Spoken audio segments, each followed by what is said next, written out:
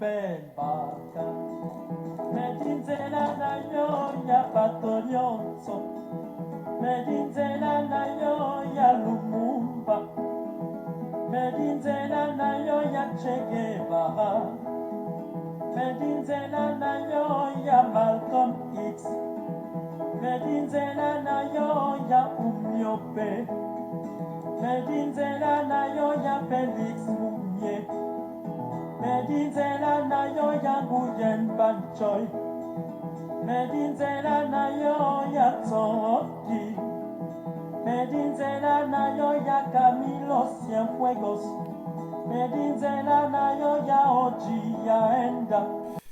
Mesdames et messieurs, bonjour. Je suis Léonard Fandja, le directeur de publication du journal en ligne des Visages d'Afrique.online. Nous voulons un peu dans cette autre sortie vous donner un certain ramassis d'informations concernant la politique mondiale en ce moment où le Niger est exposé, dit-on, à une attaque éventuelle de la France avec ses affidés. Alors, il faut d'abord qu'on vous le dise, que la France, les États-Unis, par contre, par exemple, ne vont pas s'engager dans cette guerre parce qu'ils sont sur plusieurs fronts, notamment l'Ukraine, Donald Trump et les BRICS.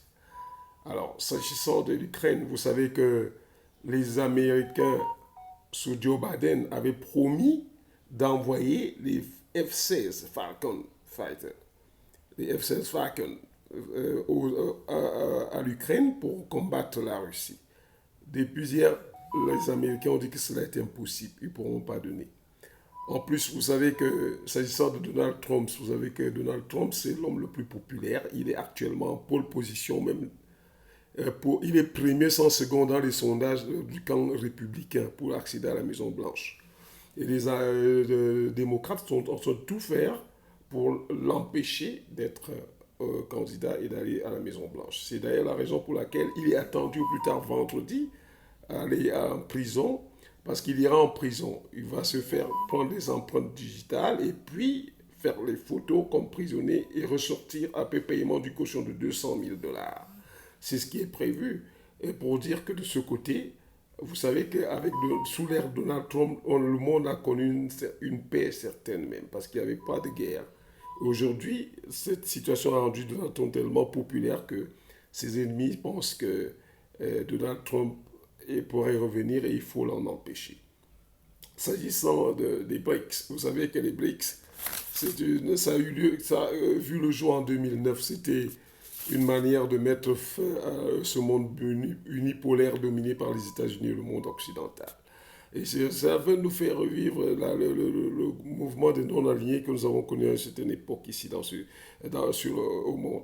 Alors l'objectif de cet regroupement qui veut faire concurrence au G7, c'est de mettre un terme à la colonisation, à la néocolonisation, élargissement des membres, et puis mettre fin à l'ordre mondial actuel, qui consiste au pillage des ressources naturelles des pays du tiers-monde, et puis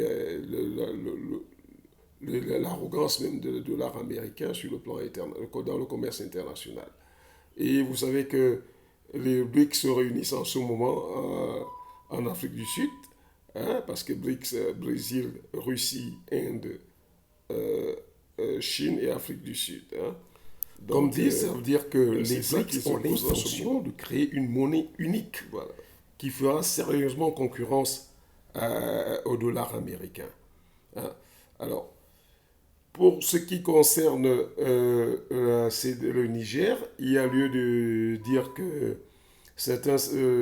l'ancien président Mamadou Issoufou a fait une sortie que certains qualifient de tardive. Ben, que voulez-vous? Ils disent qu'il a fait une sortie, il a certes condamné le putsch. Ben, voulez-vous? Tiani, c'était son commandant de garde présidentiel et Mohamed Bazoum était un de ses affidés aussi. Alors, ben, honnêtement, on constate qu'il n'a pas véritablement condamné le coup d'État. Et pour cause. Le Premier ministre actuel est là, il va casser les occupations, très accueilli, très applaudi dans les rues, parce que le peuple est derrière les putschistes.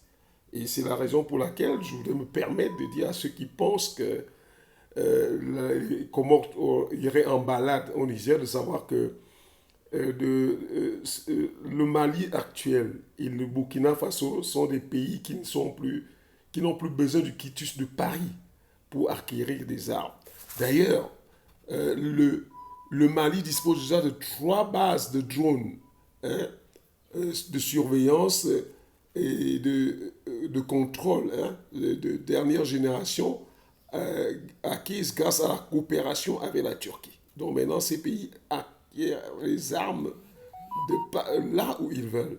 Et c'est la raison pour laquelle ces 2 pays sont dotés d'un armement hyper sophistiqué en ce moment, hein. Le Burkina comme le Mali est prêt à faire face à ces forces des Comores qui prétendent pouvoir aller restaurer Bazoum sur son fauteuil.